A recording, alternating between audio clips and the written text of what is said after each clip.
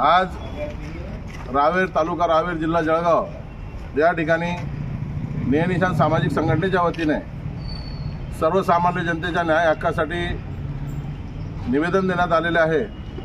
तर निवेदनात सर्वात प्रथम मागणी आमची ही आहे की रावेर तालुकाच नव्हे तर संपूर्ण जिल्हाभरातून जे हातभट्टीची दारू खेड्यापाड्यात भर रस्त्यावर विकल्या जाते ती तात्काळ बंद करण्यात यावी। त्याकरता आम्ही काल रावेर पोलीस स्टेशनचे पोलीस निरीक्षक अडसूळ साहेब आणि तहसीलदार बंडू कापसे साहेब यांच्याशी सविस्तर चर्चा केलेली आहे। तसंच त्यांनी आम्हाला आश्वासित केलेलं आहे की आम्ही लवकरात लवकर या तुमच्या ज्या मागण्या आहेत त्या पूर्ण करू।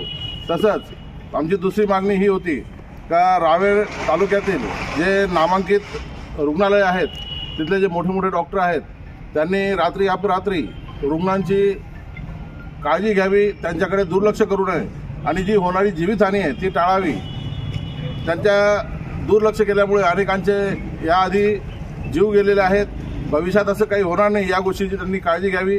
या बाबतीतही आम्ही तहसीलदारांशी चर्चा केलेली आहे। तसंच जे अवैध गौण खनिज त्या संदर्भात रावेर तालुक्यातलं निमोरा सिमगाव त्या ठिकाणी महसूल विभागाने पथक बसवलेलं आहे। तर आमचं म्हणणं हे आहे की निमोरा सिम गावातच पथक का, इतर ठिकाणी का नाही? तर तहसीलदारांनी तालुक्यात सर्व ठिकाणी जितकेही वाळूघाट असतील त्या ठिकाणी पथक बसवावे आणि जे अवैध गौण खनिजाची जी वाहतूक चालली आहे ती थांबवावी।